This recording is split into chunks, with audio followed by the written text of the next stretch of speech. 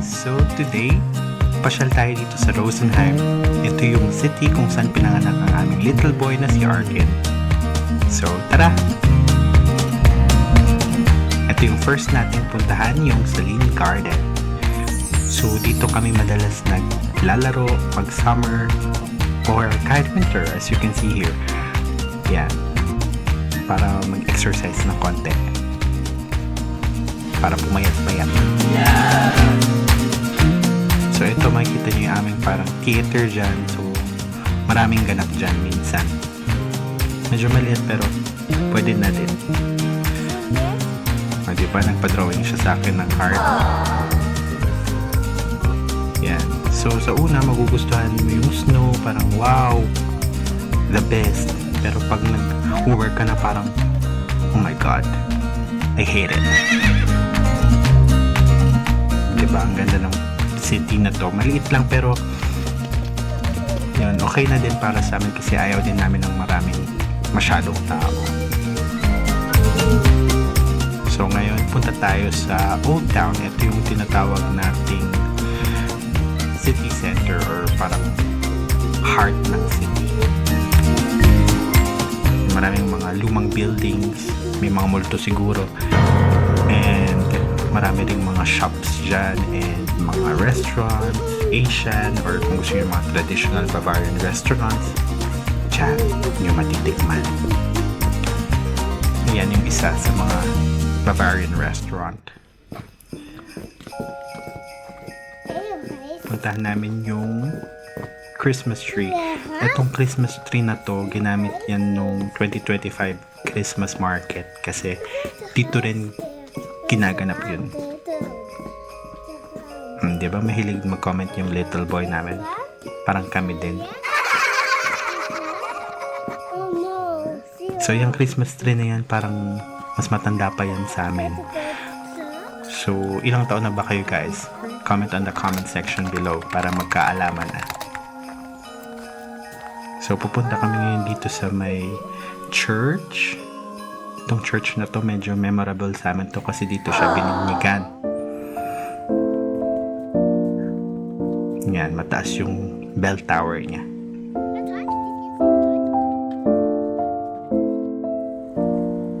Yan yung name ng church.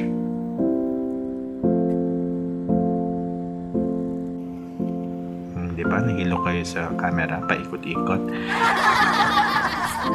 Yan yung basurahan din. Social, diba? May design. Tapos kakain siya ng pillows. Kasi gutom na siya. Then, punta tayo ngayon sa tinatawag naming City Museum. So, hindi pa talaga kami dyan nakapasok. Never pa. Kasi alam nyo na, pag malapit, hindi puntahan. Tsaka, syempre, pero parang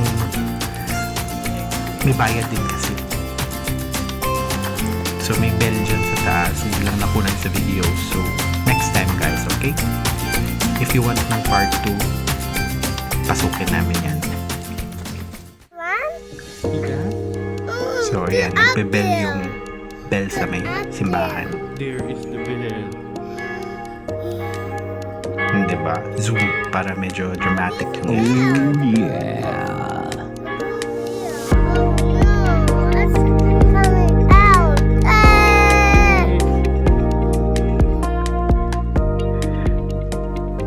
Tapos, punta tayo ngayon dito sa isa sa malaking park dito sa Rosenheim. Diyan kami usually nag-walk para makaabot ng 10,000 steps para medyo pumayat-payat tayo, no? Yan yung waterfall, diba? Maliit lang yan pero ano lang talaga yan. Kanal lang yan. Huwag kayo masyadong ma-amaze. Diyan siya usually nagtatapon ng mga sticks.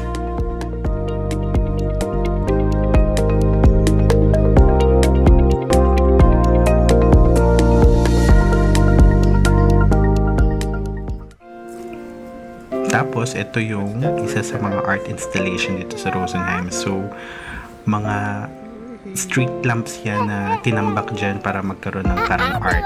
Diba? So, sana sa atin gawin din. Tapos, tingnan natin kung sino yung pinakamagandang city lamp. So, kung sino yung pinakamaganda, yun yung pinaka hindi corrupt. Kaso baka ginamit na sa flood control. Ayan, tapos dito tayo ngayon sa view deck, kung saan makikita mo yung dalawang river na hindi nagmimix yung kulay. Yung isa medyo madumi, yung isa parang galing sa bundok, fresh from the mountains yung kulay, medyo greenish.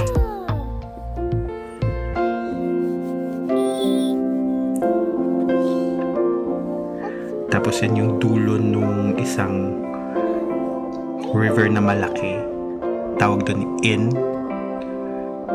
Diyan usually nagkakayak yung mga kano, yung mga Aleman. Minsan nagda-dragon boat din sila dyan pag summer, pabilisan. Eat siya ng pillow, guys. Ito yung aming City Hall. So dati yung train station, pero naisipan na lang nilang gawing City Hall. So dyan kami nagsisend ng mga documents para hindi tayo TNT, guys. Baka mapadeport. Dapat legal, okay? Yes! Ito yung isa pa nilang kanal na merong parang dam na nagpo-produce ng electricity din para sa city. So ayan, 'di ba? Linis. Pwede kang mag-swim dyan nang hindi ka nakakate. Tapos yan, puntahan namin yung isang building na yan. So dati yung parang greenery ata. Tingnan nyo na lang sa comment section, guys. Isulat ko yung sa description pala. Yan, kasali yan dun sa kanal.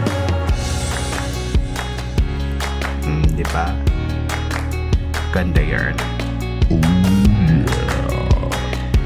Yan, dyan may mga offices, restaurant sa baba. Gusto kong akitin yung tower pero di yata pwede. So, punta tayo ngayon dito sa aming pinagtatambayan usually, kung saan kami nagmi-milk tea. Yan, milk tea ng milk tea, kaya walang naiipon. Yung may-ari nito is Vietnamese and masarap talaga yung milk tea niya. Parang dyan sa Pinas yung mamahalin, hindi yung mga tagte-30 lang. Parang tagwa 100, parang mga ganun, Gongcha. Yes! So yan, ang pangalan ng milk tea shop niya is Baso Milk Tea. So hindi yung Tagalog, guys. That's the name of the previous owner of this milk tea shop. So yan, dyan kami madalas mag-milk tea. And our last stop is yung Reader Garden. Dito din siya madalas na naglalaro. So we're almost at the end of the video.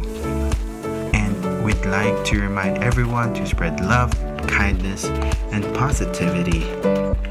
And if you like this video, please subscribe, like, turn on the notification bell, share. We wish you a good day. God bless, and thank you for watching.